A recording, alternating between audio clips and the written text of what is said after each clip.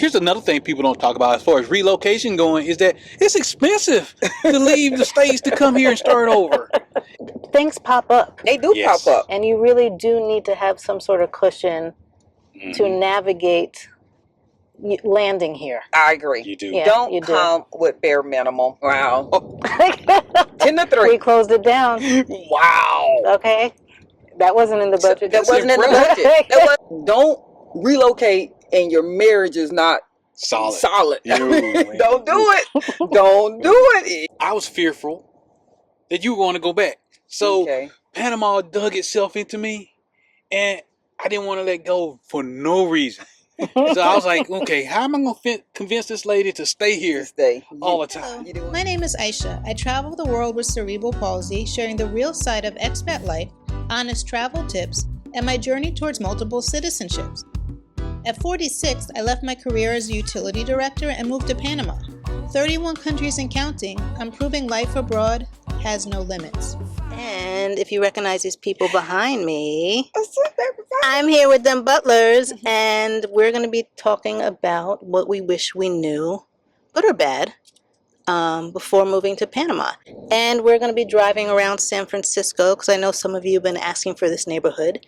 It's cloudy out today, so it is what it is. That's what it is. It's the rainy season. It's the rainy season. I wish I knew how embedded in my DNA that Panama would quickly become.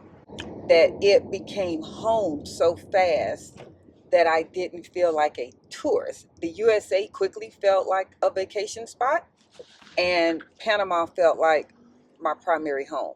I didn't realize how quickly, and I mean within the last year in 2024, within the first 2 weeks of being here, and I realized some people might say, no, that's the vacation feeling. No, I mean that every place felt like home. Every place we walked into, it felt like a nice warm blanket. I mean, that's just the best I can almost say in that. A big hug. Every place. It was just embracing. I feel like there was a calling on us to be here.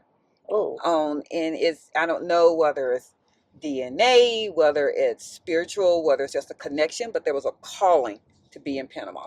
So that was myself. That's the good thing. Yourself? Girl, that's deep. That's deep? It was deep, because I have the follow-up on that. Okay. well, mine was that, I love Panama to the fact that I was fearful that you were going to go back. So Panama dug itself into me, and I didn't want to let go for no reason. So I was like, okay, how am I going to convince this lady to stay here all the time? What do you think it is about Panama that gave you that feeling? Wow. Okay, so we really are going to go deep. Yeah. Okay, I'm going to go deep here. As a Black American, I know some historical factors in genealogy of my family.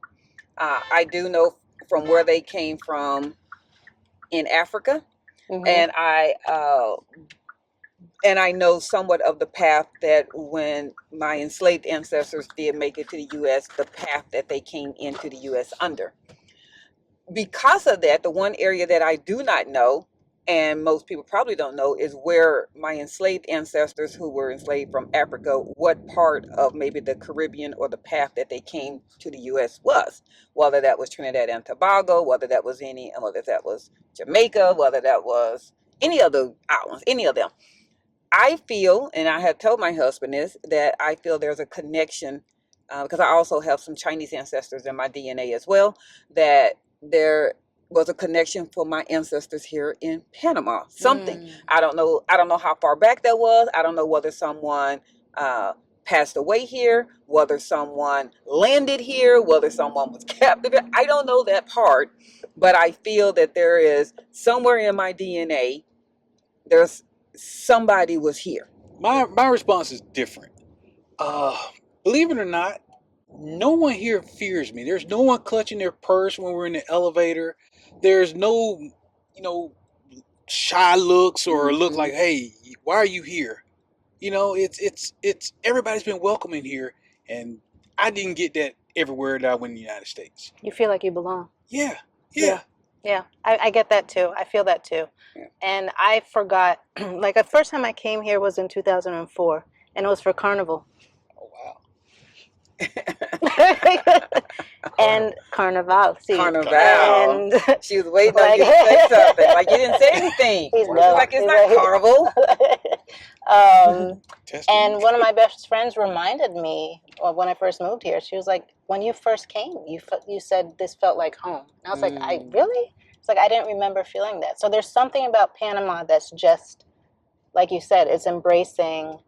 I've said I feel more human here. Yes. And it's like a wonderful feeling, and you can't really describe it. Everybody respects you as a person. And it doesn't matter your shade, your economic background, even your history. They just treat you as good people. You get the same energy you project here in Panama. I would also say that I wish I knew, first off, that Panama even existed. And I know that sounds really strange. I didn't know Panama existed. I really didn't know too much about the Panama Canal. I mean, it wasn't something that was really focused on in my education system. So I didn't know really anything about Panama.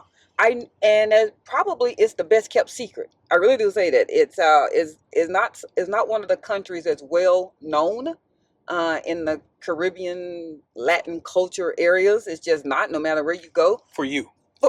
For me, but I just didn't know a whole lot about Panama. So because of that, I came in with my eyes wide open. I had no preconceived notions. Everything was new. And then when I got here and I realized just how strong it was in being very advanced. It's a very advanced country, very advanced in skyline, technology, infrastructure, everything that we're used to in the U.S. is either duplicated or better here. So that's just, you don't feel like you've lost anything. I wish I had paid more attention to Spanish. Is it a necessity? Is it 100% needed? Can you function without speaking fluent Spanish? Well, of course you can function. In Panama City. In Panama City, definitely. But I wish I had known and paid more attention. If I had known when I was in high school and college how much of a benefit to embrace Spanish was going to be, I would have definitely paid a little bit more attention in class. And definitely even while living in Texas, because Cedric and I are very lucky that we were at least living in Texas. It's a very multicultural and multilingual state that I would have definitely been trying to speak Spanish more and preparing ourselves before we moved here. Before we moved here, I definitely should have been speaking more Spanish. Yep. So that's 100%. Something I did do. Okay. So like you, I took it in high school, a little bit in college. Growing up in New York, I had friends that were Puerto Rican, Dominican. Okay. But in my Zumba classes, I took a lot of Zumba classes, and I would learn. Like, levántese las manos. Like they tell you what to do, and you do it with your body. So I learned it that way. But I was very intentional before I moved. Any coworker I knew that spoke Spanish, I was like, please just speak to me in Spanish. It's going to be painful because I'm not going to understand the technical terms. That was smart. For wastewater. Yes. But at least it'll get my ear ready. And then I was watching a lot of Netflix in Spanish with English subtitles. That was smart. Just to get ready. But it was like Mexican shows or Colombian shows. So the dialect was different. The dialect is different. But it at least helped me to get ready. And studying from home does not prepare you for the speed of Spanish here. No. The speed. And the dialect. I mean, even people who are from Panama says, I can teach you as much Panamanian Spanish as I possibly can. And even Panamanian Spanish, they will cut off, like instead of saying estás, they'll say tas. They'll change the verbiage of the word, the slang. And so... how do you learn that? She can only teach us so much. She can only teach us so much. It's just something you're just going to have to... You're going to pick up. And I feel like the only time you really have to know Spanish is in an emergency. Yes. A cop pulls you over. Yes. You're going to the hospital, or I don't know. You're driving. I don't know. But those two... You definitely are going to be like, I wish I spoke more Spanish. And I think so. I mean, everything else is doable, and you get by with phrases, and obviously with technology. Luckily, we have technology. We have, we keep these mini computers on our hips at all times. So luckily, we're in a society that we have technology, and you can just adapt. I did not understand the neighborhoods enough. And because I didn't grow up in a neighborhood environment, not like here in Panama City. And you said you have some history in New York City, so they have the boroughs or those type of things. People that come from New Orleans or Louisiana, they have the districts or wards. The wards. Yes. We don't have that, not where we're from, myself and Cedric. So I just had this mindset that if you wanted to live in San Francisco, which is what we do, then that means you were like in a city. Like that was so far away that like it's a standalone area. I didn't realize that they were truly just divided by streets, by blocks. This whole different area. I did a lot of research on Barrio and El Cangrejo and San Francisco, not realizing that they were just streets apart. Like I didn't even have to study that. Like I did. They're just neighborhoods. They're neighborhoods in one city. Yeah, and we were thinking they're towns or cities. Yeah, we were thinking they were towns. Like no, they're just streets. You don't have to study all that. You can go back and forth all day. One day we walked five neighborhoods one day, just walking them. Really? Yeah, because they're not separated that much. So then we got lost. So there's that. So the street signage or lack of it. Yeah, I wasn't prepared for that. Although we're in the back seat of a ride share, sometimes, like we just said, we're walking around and you don't know what street you're on. You don't know what neighborhood you just walked. You just have to figure it out. Every once in a while, you'll see a building that has the name of that neighborhood on it, and you're like, okay, I guess I'm in another neighborhood. But there's not a lot of street signage in Panama City. It's just not. It's not a lot of street signage. It's odd. I don't know why they don't have a lot of street signs. I guess you're supposed to know where you're going. Yeah. So that kind of reminds me of like the Caribbean, where they're going to be like, go past the mango tree, make a right at the red mailbox. Okay. Like that. Like I kind of feel like it can be like that in some parts here. There's no fear of danger here. I know that there's crime everywhere in the world, but you don't feel that here, and it's different. You just feel safe all the time. Yeah, we haven't had an adaptation at any point ever. We haven't rode the bus, but we have rode the metro numerous times on the metro. As far as the airport, all the way over to Albrook Mall. I mean, we've gone everywhere. So we've walked everywhere. We've walked. I can't say early in the morning because I got somebody next to me that's not a morning person. But we have gone out. I mean, as late as 11 o'clock at night. Yeah. So I started at 11 o'clock. We're fine. We feel safe. We feel good. And obviously, we're not always together. Cedric feels just fine that I leave by myself. Yep. I go walk by myself, or I get in a ride share by myself, and it's not that fear of, okay, it's dangerous out there. Be real careful. No. That's not found in Panama. Like Cedric said, I'm not going to sit there and say there's not crime in every place. There's crime in the U.S., but we haven't been in. We feel safer here than we did in Dallas. We sure do. 100%. I like being the bumbling idiot, if you will. There's no expectations for me, and I'm impressed every day. So you know what? That's something deep. There's no expectation. None. Do you think we have a privilege with that? Yes. It's like. Yes, we're in a bubble. Yeah, we're in a bubble. I don't have to embrace myself into anything because obviously I can watch or listen to the news if I wanted to here in Panama City. But we don't. Definitely with closed captions or anything of that nature, I can just sit there and watch it. But I don't. I guess because I feel like for us, although we are residents, we are e-cedula carrying residents, we don't have any voting rights or anything of that nature. You're almost somewhat removed from feeling like you have an involvement in something. And then because we don't stay in the U.S., we don't watch anything going on in the U.S. Right. So you're almost in this perfect bubble of living. Yes. Where I don't know. It's good and bad. Because exactly. Some events that are going on here in country or back in the States, someone has to tell us about that because we don't know. Because we choose not to know. Right. And life's great. Ignorance is bliss. It really Until is. It's not. Until it's not. Don't get me wrong. We realize there are some things we have family in the U.S. There are things that you need to know. And there are even things you need to know here that's going on in Panama.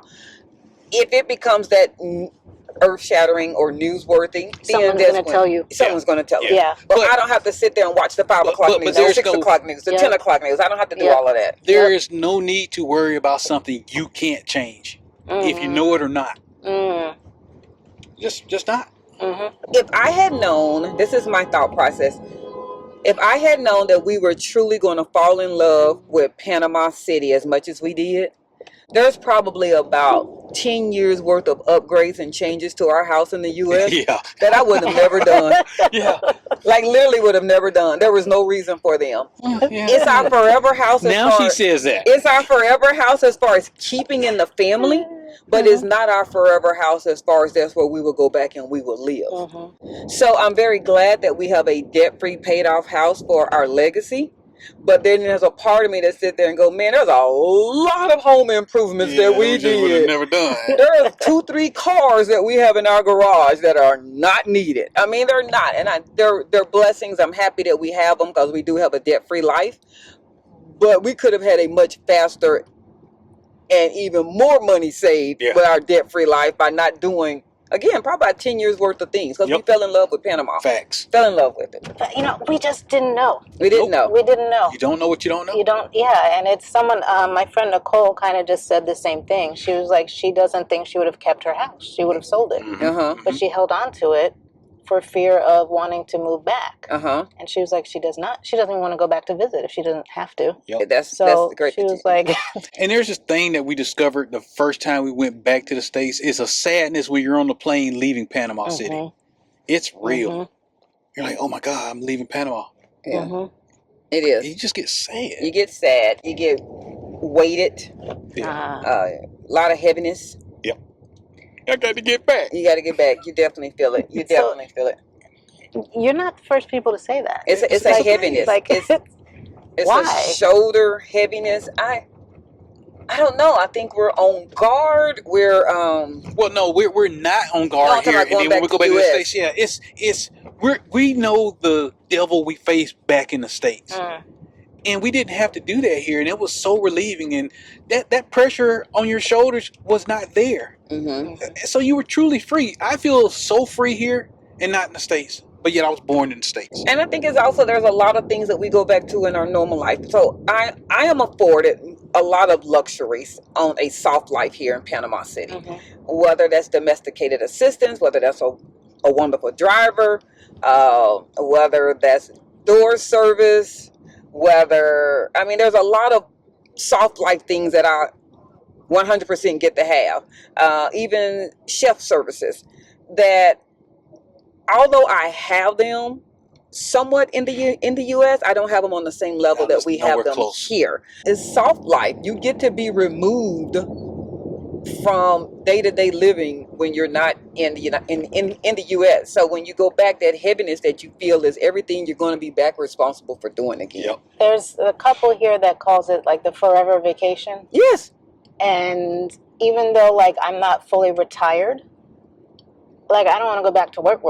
No. And I don't want to ever have to really answer to anyone again. No. And so there's an aspect of that feels like I'm always on vacation because you have more control over your life. There you go. Definitely agree with that. Yeah. 100%. Wow. And no one ever discussed that. No. But it's a thing. It's a real thing. And it's a great thing. I think that's why we our health in the physical and actually medical life, it actually improves. Our health just improves. Listen. Yeah. Listen. Yes. like it's like I tell people my first year I was decompressing. Wow. I was decompressing. Like I had a lot going on. My mom had passed. Like me adjusting to no longer having my professional title, right? This wasn't a planned retirement for me, right? I was going to take 1 year off and it turned into 3. All right. But it instantly was, I was no longer this title. So I'm not navigating with that here. So there was a lot of adjustments for my mental and emotional health that took me a while to work through. And no one discussed how you adjust. How do you adjust? And how do you peel off those layers you put on in the U.S.? Yeah, it was deep. And there's no guide for doing that. No. It's just none. No. He retired 3 years before we moved to Panama City. Oh, wow. And we tell people, if you're a married couple, don't do too much the same time at the, because moving is stressful. Yep. Moving itself, decluttering and changing a life, going to another country, that's going to be stressful. Relocating, not probably speaking the language in the place you're going to, leaning more on each other. And then if you're not used to being around each other because someone, if not both of you, have had the ability to be working outside the home, you weren't around each other a lot, don't do all of this in the same week. This is not, don't do that. You'll be surprised. People who've been married for umpteen years who are now retired, yes, they've never been around each other for 24/7. Not 24/7. They hadn't done it. And what you put up with, let's say, spouse, either one came home 6:30, 7 o'clock at night. You may or may not have dinner together, going to bed at 10 o'clock at night, and then due to life, maybe doing things separately on Saturday, maybe one have to go clean the car, cut the grass. You're really still not around each other like you think you are, that you put up with some of those innuendos and those nuances that you really don't like. You really don't, but you put up with them because it's history, it's time, it's whatever. But then when you get to a place where you are around each other 24/7 and you're leaning on each other, this is not, don't relocate and your marriage is not solid. Don't do it. Don't do it. You're good. One, you're going to be going back to the U.S. without the other one, more than likely, because you're a team and you're going to depend on each other. Well, you can make it. Well, you said something there. If you're a couple and both of y'all ain't 100% in, don't do this, because it's a mistake. It's a mistake for your relationship. It is a mistake. One is going to see it as a vacation, like, okay, I'm just going to let this pass. If we go for a month, go for 2 months, he or she would get this out their system and we'll come back to the States. And the other one is like, no, this is home. I want to do this. It's not going. That's really what we mean by, if you don't have that strong foundation and you all have not talked about it as a couple, what is your expectation as to what we want to get out of this? Whether that's being snowbirds or whether this is forever home. But you guys touch on something. Some people may not realize there's an issue in their marriage until they move. I think there's a lot of Band-Aids that are placed on marriages. I don't know. We heard about the Great Divide during the pandemic when a lot of people were either working remotely or unfortunately lost their jobs, so they were around each other even more. There's a lot of couples that didn't make it. I think it's very similar to the same thing. It's almost the same thing. If you're not used to being around each other, and so therefore you put up with a lot of things, and until you're around each other more, you don't even realize there's an issue. If one of y'all is 5% off, hey, it ain't gonna work. Period. Don't even come. I hate to say that, but it's because you're just going to spend all this money to relocate just to turn around and go back. Here's another thing people don't talk about as far as relocation going, is that it's expensive to leave the States to come here and start over. It's not like you just picked up and started over. Wish you had known. That's one. Oh no, I knew that. We knew it was going to be an expense. Don't get me wrong. We had adequate savings. We shared this before, and our personal opinion, Cedric and I say all the time, we don't mind telling numbers because we sit there and say all the time, we don't want anybody to come here 100% going to fail because you didn't even have the foundation financially to get started. If you end up not needing the $15,000 to $30,000 that we recommend, 15 on a minimum, 30 on you're doing real good, 30,000. If you don't need it all to establish a place, that's great. Now you have a nice savings that you can now go through for the other things that you will eventually need. You're going to eventually need furniture and household, and you're going to pay your rent. But we like to let people have a realistic expectation of, this is not the place that you can move to on the first of the month and take your one pension check or your one annuity, just that 1 month check, that one $1,500 check, and you think you're going to establish a life here. You're not. You're not going to.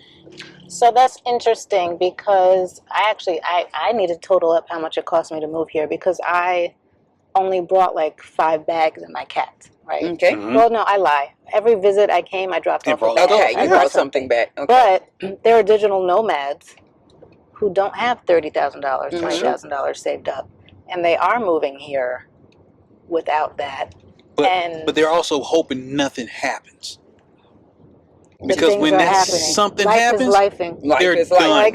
Life is lifing. Yeah. And if they come here with the bare minimum, okay, so I will clarify that. I mean, if you're coming here to establish a pensionata visa, because obviously the friendly nations visa person is going to sit there and go, oh, you need a way a lot more than that because you're purchasing property. They're 100% correct. Not when I came. Yeah. I came in before they made that change. Before they make that change? Wow. Okay, well, you got very lucky. I came in like 3 months before they made that change. change. I love that. Like, so you saved yourself $300,000 plus. I'm going to sit there and go, pensionata visa, because digital nomads, it's going to depend on what kind of life you want to digitally nomad live. Like, are you living in a hostel? Because you can go stay in a hostel and don't have any type of startups. Or are you going to live in an Airbnb that's going to include the furniture, your plates, your forks, the bed sheets, the towels? Then you're right. You don't have to go to any of the malls and go establish any of that. You're not having to pay for that.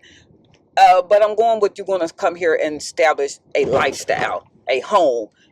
Even in your Airbnb or your fully furnished homes, you're still going to want some things that are creature comforts to you. No one place is going to be 100% furnished on the level that you feel like I don't have to go purchase anything. Right. Not better pillows, not sheets, not towels, not toilet paper holder. You're going to need something. You're going to need something. Yeah. You see, you're talking about, she's talking about, I'm sorry, I didn't even cut you off. No. She's talking about stuff, and I'm talking about more on the social stuff. So you meet people here, and now you going out for drinks, and it's Monday, and you do it on Tuesday and Wednesday, and next thing you know, you spent quite a bit of money just on entertainment. Listen, my first year, I was at a brunch every Sunday from 10 to 3. Wow. 10 to 3. We closed it down. Wow. Okay. That wasn't in the budget. That wasn't in the budget. That wasn't in the budget. And there are things that are... But you're having fun. Even things that are more affordable. Yes, ride shares are very affordable. But like Cedric just said, okay, so your ride share is more affordable. Now you're eating out more. Yep. Or every day. Yeah. Or it's different areas. It's 6 of one, half a dozen of another. You might save in one area, but then you spend in another that you're not used to spending in. So you have to look at it that way. So my first apartment here, I left for I think 2 or 3 weeks. I had left the AC on. I put out damp rids. I came back. The entire apartment was covered in mold. Oh. The couch, you could just do this. The refrigerator, mold. So that was an expense. Because my landlord blamed me. They're like, you shouldn't have left the AC running. Well, that was circulating. Clearly, you had mold in here already. Already growing. That means it was behind the walls before I even left. It was there. But that was an expense that was not in my budget. That I wasn't. Well, I don't want to say it wasn't in my budget. I could pay for it, but I wasn't planning. Well, yeah, you didn't plan on that. No. So those are things that things pop up. They do pop up, and you really do need to have some sort of cushion to navigate landing here. I agree. You do. Yeah, Don't come with bare minimum. Not to have the quality of lifestyle that every last one of us that are here that we want everyone to have. I will not tell someone that you can have the quality of life that you think you can have by the bare minimum that it takes to achieve residency status. That amount of money is to achieve the status. That's not legal the amount of money that I would recommend you can live on. That's just not correct. It's too tight. It's way too tight. You cannot live a quality of life that you think you're going to want to live on $12.50 per month pension for a married couple. For 2 people. For 2 people. You can't do it. It's tight. So it's funny. So it depends on how you want to live and where, right? Yes. There was someone I read in one of the groups that she lives off of like $1,200 a month. Okay. And I was like, well, that's my rent. Yeah. Right? Yeah. Yep. So I'm choosing to pay more than I have to. Understood. Because I want a certain quality of life. So I think it depends on how you want to live here. There's a price point for everyone. There is.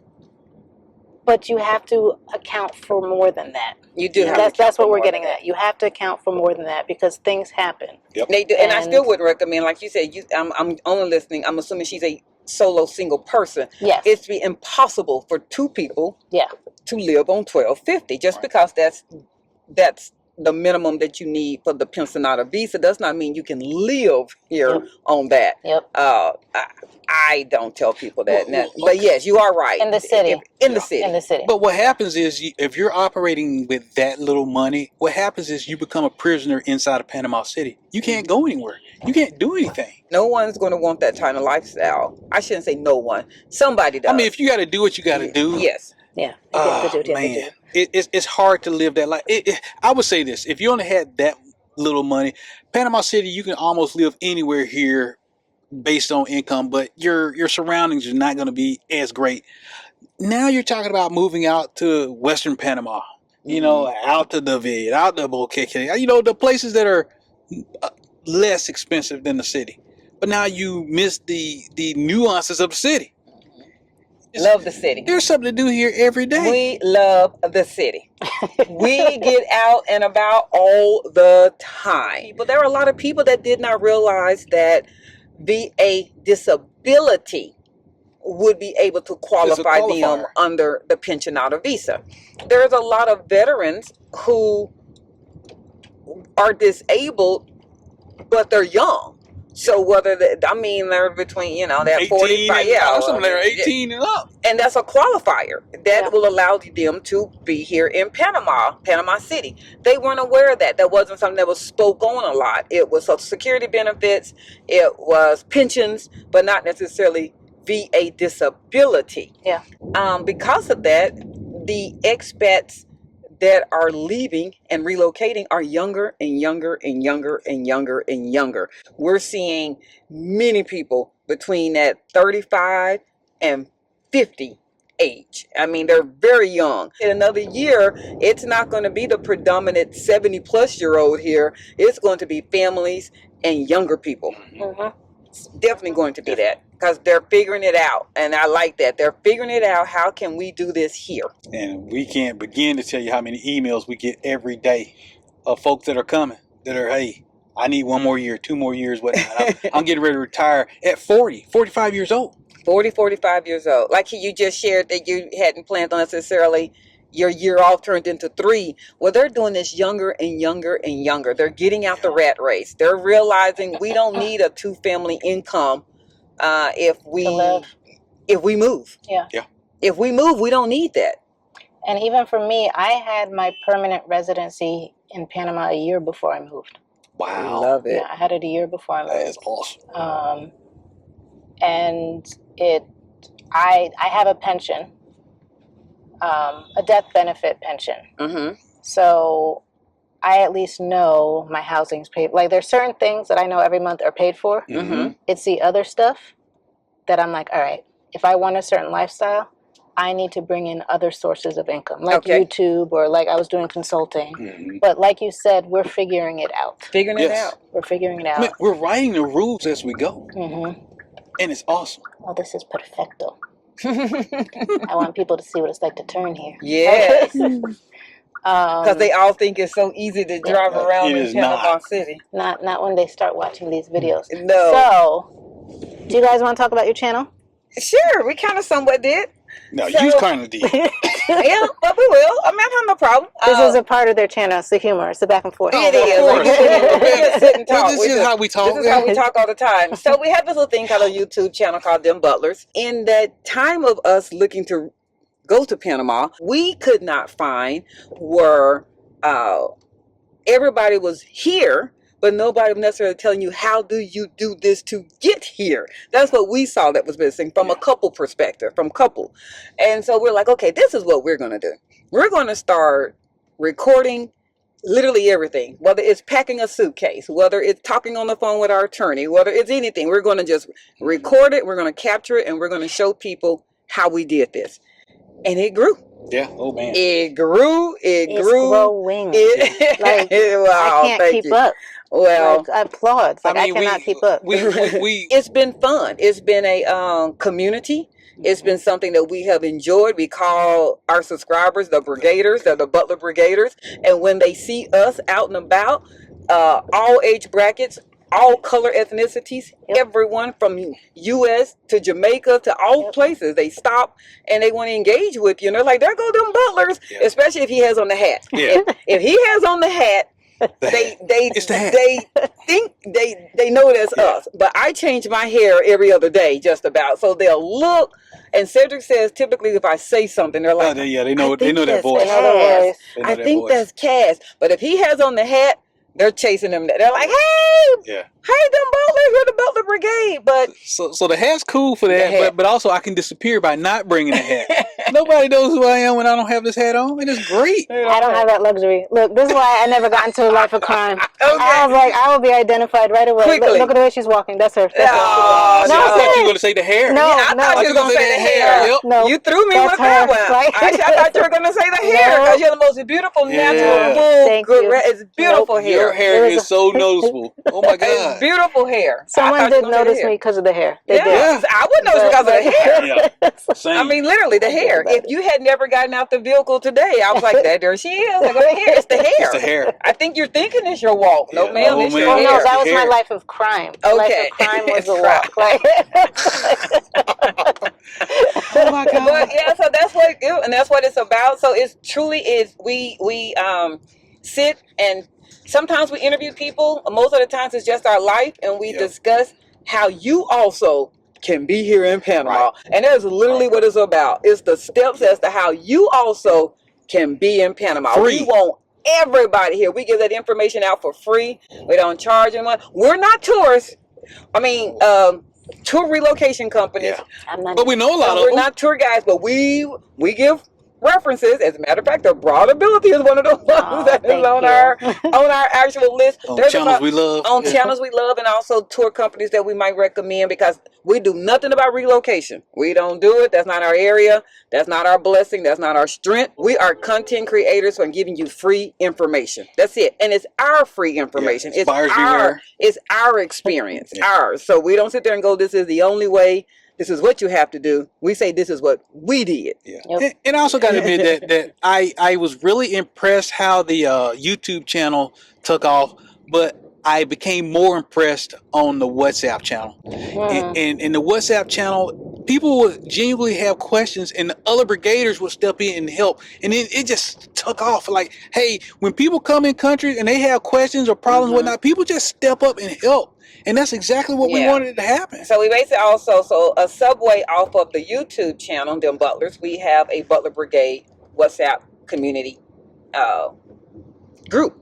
And one of the things we also found that we're missing, there's a couple of big Panamanian WhatsApp groups that will not either extend an invitation until you get here or until you have relocated here. And we have found that there's a lot of camaraderie and friendships and questions that people have before they even land in country that was missing. You can be at home, you might not ever come to Panama, but you got questions about Panama, you can join our group. We have the subgroups, and you're going to laugh. There's about 17 subgroups in our WhatsApp community. There is. So when people join, they're like, whoa. Oh, now there's a reason for this. Yes. So there's a reason for There's this. a method. The one thing that people say when everything's in their main group is it gets a little cumbersome. It's too much. People go talk about their pets, to their dog, to their doctor, to their hospital, to furniture, it's too much.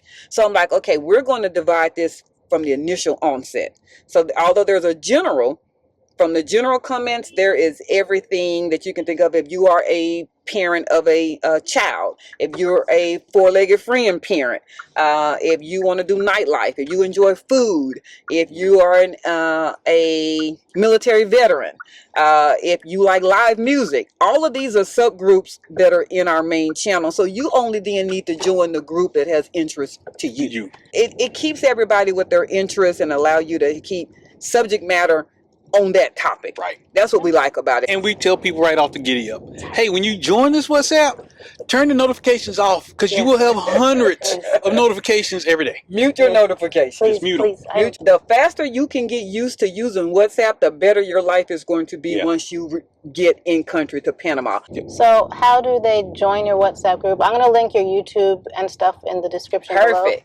How do they join your WhatsApp? This is a great one. So you now have to send an email to dembutlers972@gmail.com. That's DEMBUTLERS 972@gmail.com. Once you send an email, we will then send you the actual link. All right, so I'll put that in the description That'll below. work. Cool. So I want to thank you guys so much. Thank no, you. thank We'll you. appreciate it. Thank you.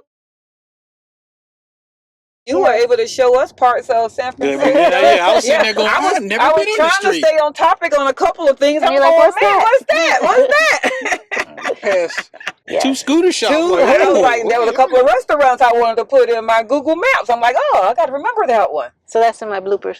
Okay. All right, y'all. Ciao. Thank you. Thank you. Bye.